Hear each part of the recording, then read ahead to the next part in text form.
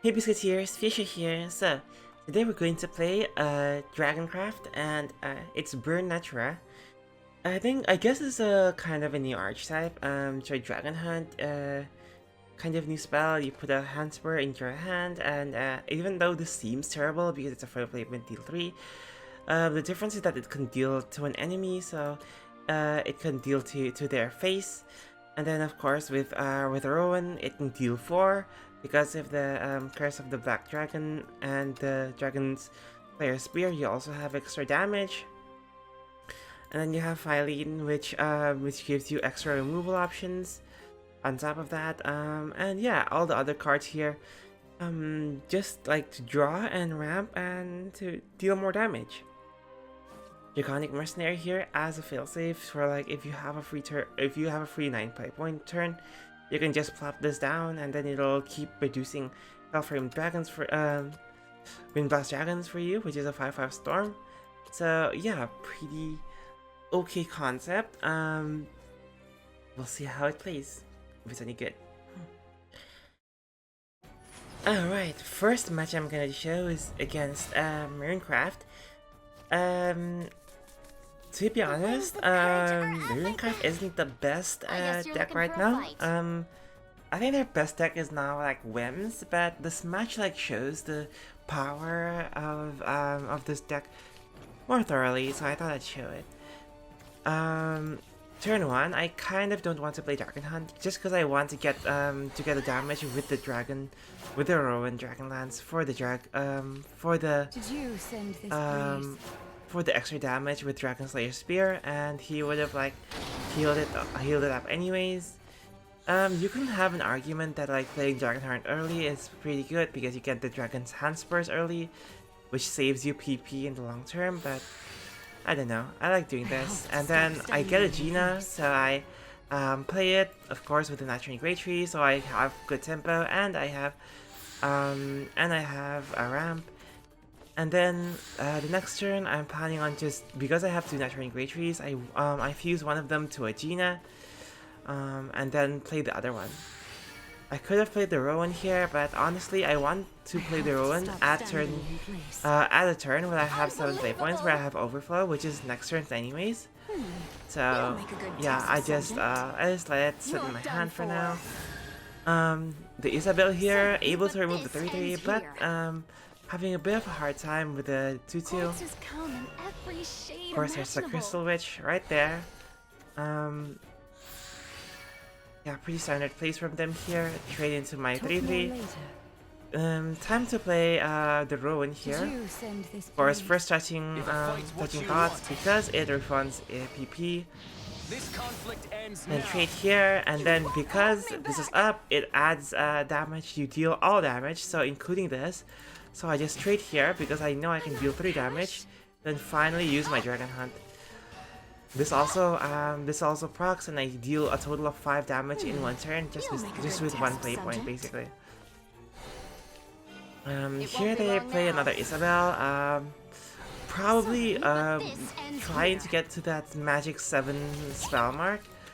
Currently they're at 6. Actually, I think it's 8 now. 8 spells, not 7.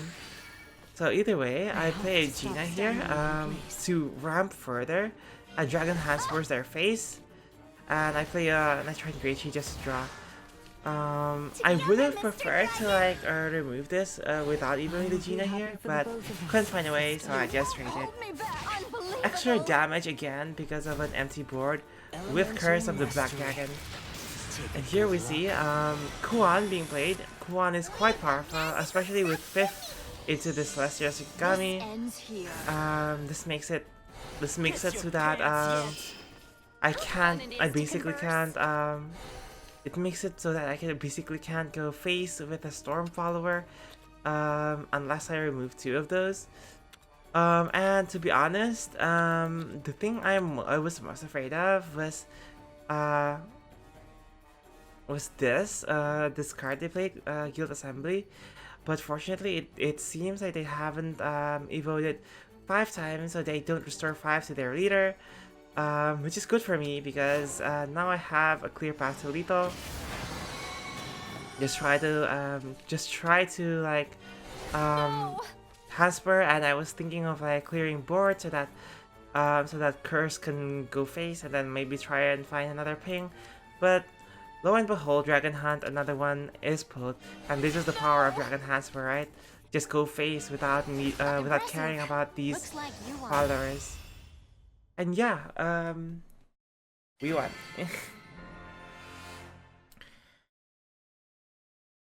Alright, next game I wanted to show was against Last Words Shadowcraft. Not the premier Shadowcraft deck, but quite strong nonetheless. For this game, I just wanted to show how this deck stacks up against someone who's playing very defensively. So I just mulligan Natura's Future here, just because I want to be able to draw into more cards. And fortunately, we do get a Dragon's Oracle, which is going to be an amazing turn 2 going first. So I just play it, and then we have a Gina into Natura Great Tree here, which is amazing. So I decided to do that. I could ramp with Ignis Dragon, to be honest, but with a Gina, it's just like too good, because you can also get a 3/3 on board while you're at it. So I decided to do that. As you can see, next turn we have a bunch of ramp options. Roy, however, is the best because it's like play point efficient, and you want to save the Dragon's Oracle for later anyways, so that you can draw. Here they played Guardian Bearing Angel, which is unfortunate for us because it's quite a powerful follower against our deck. Thankfully they do trade here though, which is okay. I guess they don't wanted to draw, and we see here they evo the Guiding Barrier and trade, which is okay, and have another Barrier which has the effect that the damage is mitigated. Now I fuse two Natura Great Trees here, but I had a thought like, oh, do I want to play Great Mother's Embrace now, or do I want to play Ignis Dragon? Because I really wanted to go face with the Dragon Reaver Roy, and I thought, what's the best way to do that? And basically, either way, I couldn't clear this ding dong, so I decided to just play Ignis Dragon, take advantage of the fact that I have just 2 cards in hand, draw more cards, and clear the board here, and just like deal with the ding dongs on my own, and wait until I go face later. As you can see here, Ding Dong is very, very troublesome for this deck. Even if it's like Evo Shadow, it's like really annoying. They Evo Ding Dong here, but they choose to get face, which I'm not sure was the right idea. But either way, I just take advantage of it and fuse Great Mother's Embrace here, play it. Honestly, that might have been a misplay. Maybe you should have played Filene first, and so that I can banish Guiding Barrier Angel by destroying the Kinsetsu, and then with a Filene effect, and then trading into the 1/3. But it's too late, right? Either way, I could clear this board. It's just the difference of like letting them draw a card or not. But they burn a card anyway, so whatever. You know, here's Filene. The power of Filene, not only are their cards costing more now, you just destroy one of their cards, and you can trade against the other one, and go face. Tiamat Omega to Roy here, just to make sure it has extra protection for next turn, because I want to lethal next turn. You want to go really fast with this deck. We're already at 9 play points, but I want to go even faster. They try to heal a bit with this here, and play a Thunder God, and play a Krampus, but they end up leaving up our board, which with our buff here becomes very dangerous. And then we play a Brutalac Dragonite here, and they just concede because that's just too much damage on board. And yeah, we even still have Fudo, so you can see just how much damage this deck can output. Alright, final deck I wanted to show was against Evo Shadowcraft, because of course I have to show the matchup against Evo Shadowcraft. Needless to say, usually you lose, but The fact, to be honest, I think this matchup is completely winnable. The only reason I lost a lot is because I was like new to this deck, and what I did was that I underestimated Ding Dong, so I didn't play against Ding Dong enough. Here, the hand is not too great, so I just play a Filene here just as a turn 2 tempo, and to deal damage to this Luna, because why not? They play a Luna Zal here. Pretty weak turn 2, all things considered, so I'm glad with that. Ignis Dragon, just ramp. Next turn, there's a Great Mother's Embrace, possibly, with Natura's Future. Also Brutal Dragon Newt. I decided to just Natura's Future here, and just play it safe and like try to draw cards. Fortunately, I do draw into a Dragon Oracle, and I trade into the Ding Dong with a Filene because you don't want to leave a Ding Dong on board. Trust me. Trust me. It sounds like I'm kind of traumatized, but that's because I am. Like, leaving a Ding Dong on board is very, very scary here. Here they go, starting to regain those shadows and do that necromancy. A turn where I have 7 play points. Time to play Rowan, and because I have Brutal Dragon Newt, I play that first. Play point efficient, so we have Rowan here. Because of the amulet, I can trade into this 4/4 pretty effectively. In hindsight, I probably should have. In hindsight, I probably should have traded into the 0/0, into the 0/2, and then like and then dealt damage to the 4/4. But at the very least, this way, if they do have like a raider, they only have 1 target at least. You know, copium, but yeah, we deal 9 damage here. Pretty good. That's what happens when you clear board with this deck. And then they play an Otherworld Gatekeeper here just to play as many Ding Dongs as possible. With the Susie. Krampus here, just to draw and deal damage to me. As Spirit Invasion, we're able to clear our board while taking damage to us.